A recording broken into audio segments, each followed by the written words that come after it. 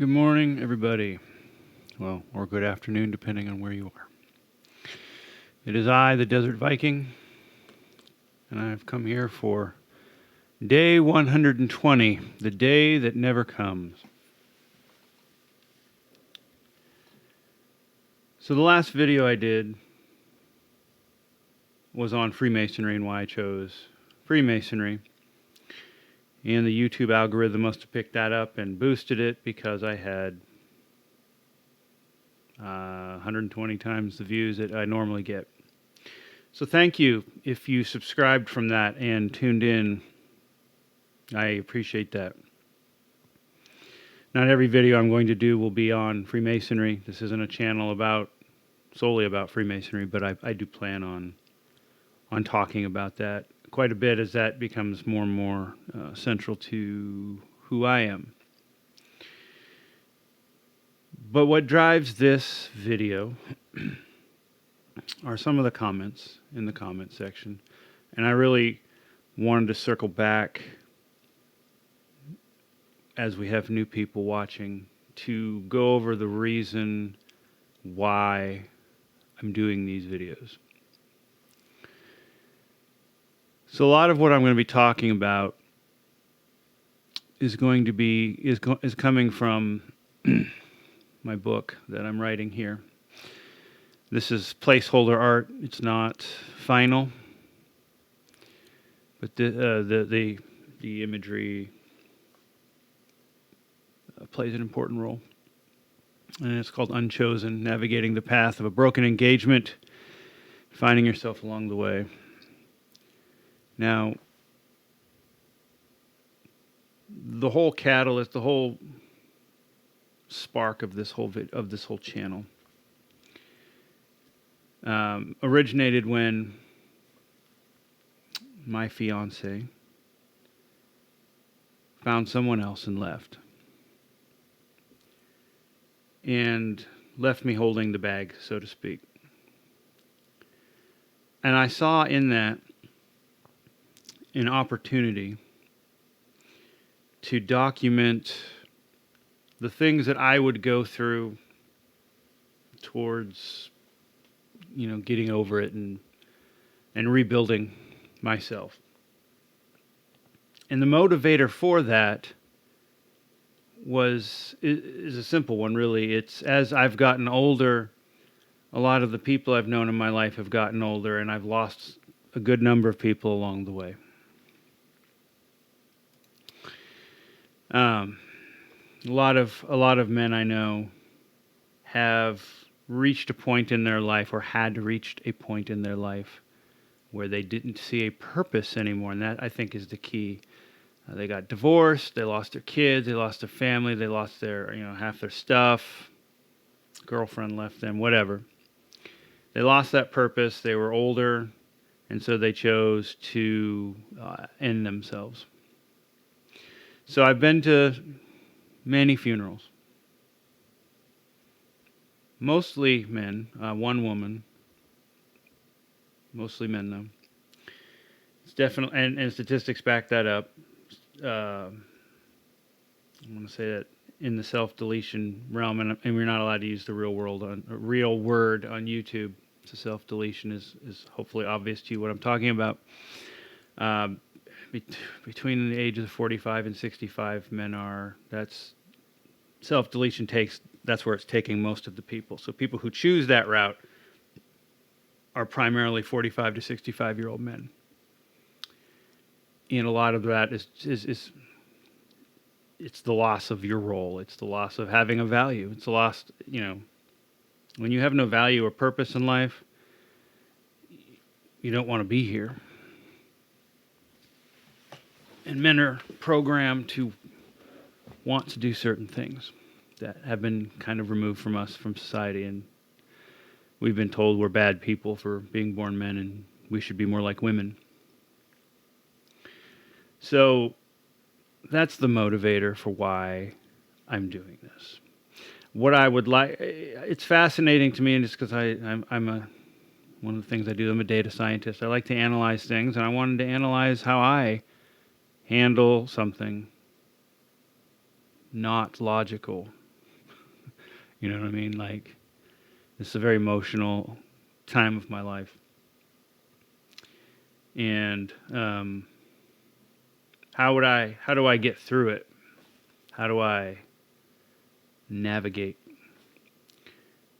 For my own purposes, but also that in the hopes that maybe there's someone out there who's going to go through the same thing, or maybe is going through the same thing that I am, that doesn't know necessarily what to do.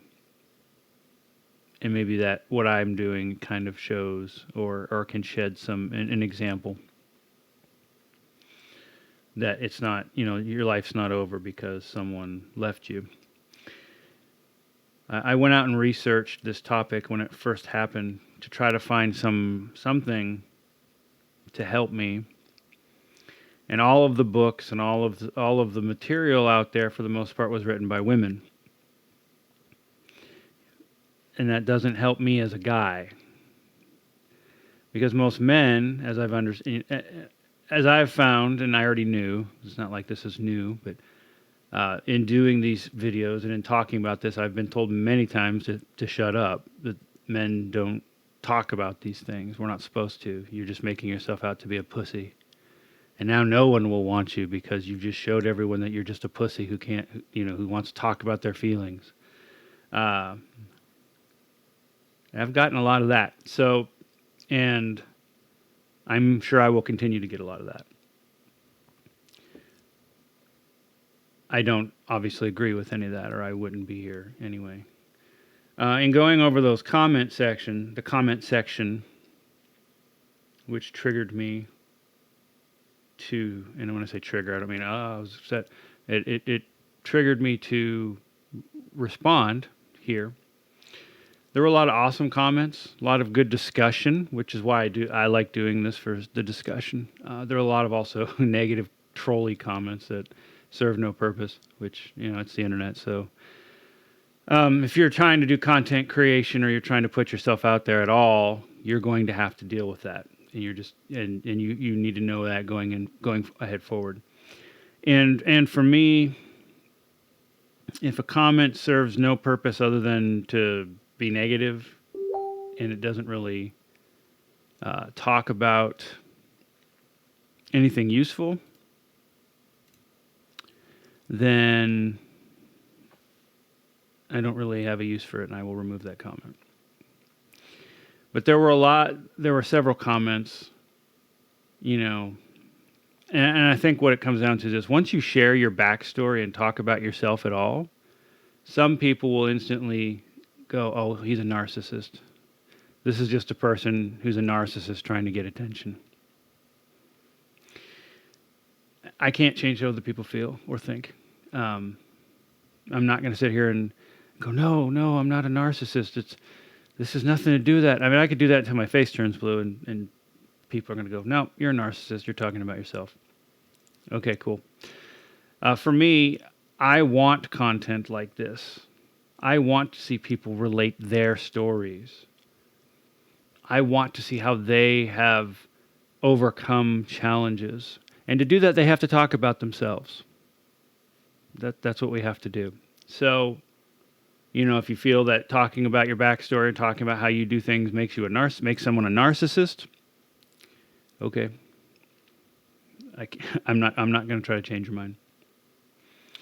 There were of course, there was a slew of comments about how Freemasonry is Satan and satanic and the devil. I'm just going to start deleting those because none of those are grounded in any realm of truth. Some of those were made by women who wouldn't even know because they're not allowed to be in the lodge, like in the lodge portion. They're not allowed to participate in those things, so they don't actually know. They're just going off of what someone told them. There's no place in my comment section for that. No, if you want to have a discussion on why you think it is, okay, we could probably do that. But just doing a drive-by saying that Freemasons are all evil and satanic and dirty or whatever, there's no real use in that comment other than just to be that type of person.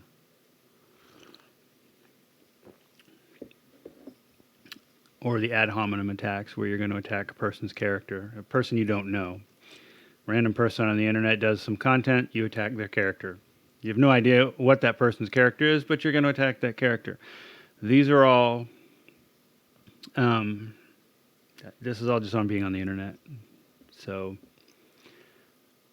a few of you voiced that you either do or want to do content like this. I would love to see it. I would love to build a community where we do that. I certainly don't have all the answers. Just because I'm writing a book on my experiences does not mean that I think that I know everything. In fact, I know that I know very little. So, I like to see these experiences, especially from other men.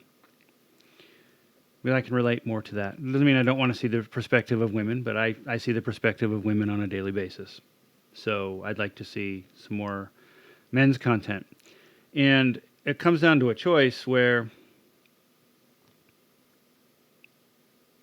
we complain about the world, but we don't actually do anything about it. And I don't want to do that anymore. I don't want to just complain about the world, but not actually put any energy into trying to build something else. So that's the point of why I'm doing all this. I want to give a point of reference to people who are going through a very difficult time in a world where we are designed and built, it seems, to be products that we are consumed and then discarded. And it's heartbreaking. So that's why I do this. That's why I take the time to do this. And some videos will be on Freemasonry. Some videos are going to be on all kinds of different things. I love psychology. I love sociology. I love to talk about those things. Those things are going to be very prevalent in the book that I'm writing. I think maybe one of my next couple of videos coming up will be on economics and how economics is a driving factor in loyalty today. And economics doesn't necessarily need to talk about money. It's about any type of resource or thing that you get a use out of, which are people and relationships. That's how our culture works. So those things are fascinating to me, and I want to talk more about those. So I use that word "so" a lot. It's a filler word. I got to stop that. Day 120, the day that never comes. I'm dressed a little differently today. Today was going to be a hard day for me, and I knew that. I knew that coming up. So I'll be very contemplative today. And today, why I'm dressed up, today was supposed to be the day of my wedding.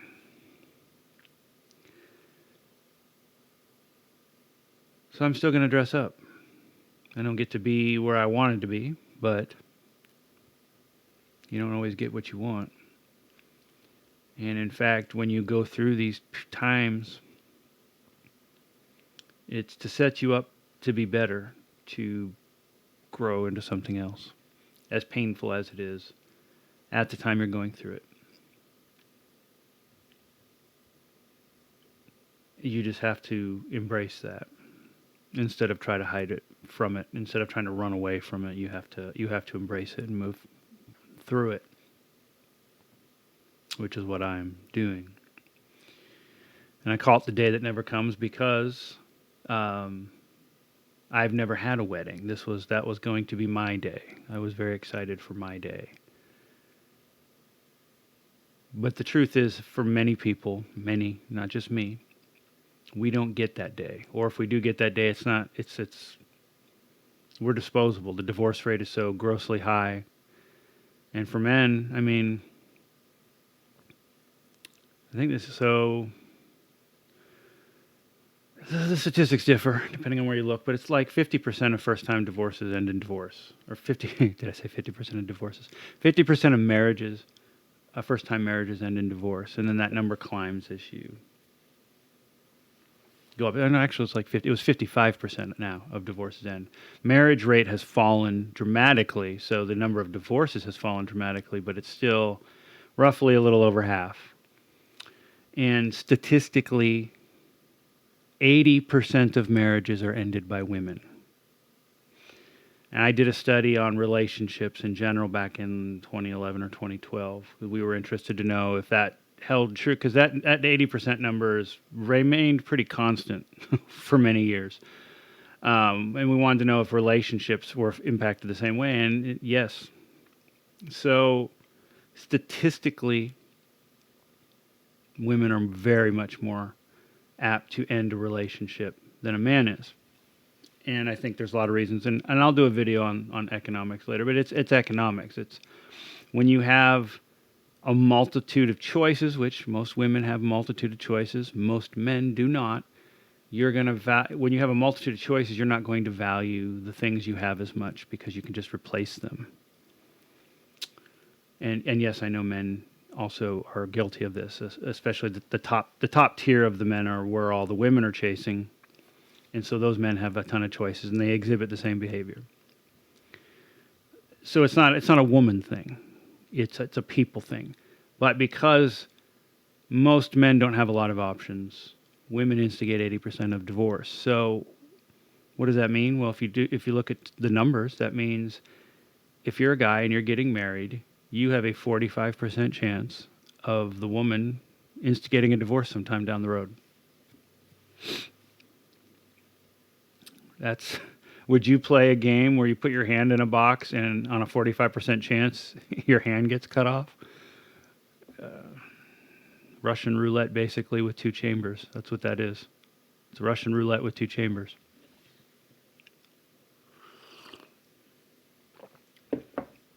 So a lot of people have said that I should count my blessings. And I do. So many people have said you should count your blessings. That this happened now and not after I was married, where half of everything I owned in my house could have been taken from me. Just because she found someone better in the law. That's just how the law works here. So I count my blessings, yeah. She showed me who she was. The thing that disappoints you the most is that type of behavior is rewarded and encouraged. And that'll always bother me. That's bothered me since I was in high school and saw that's how life worked a long time ago. That type of behavior is rewarded and encouraged for being a winner at life.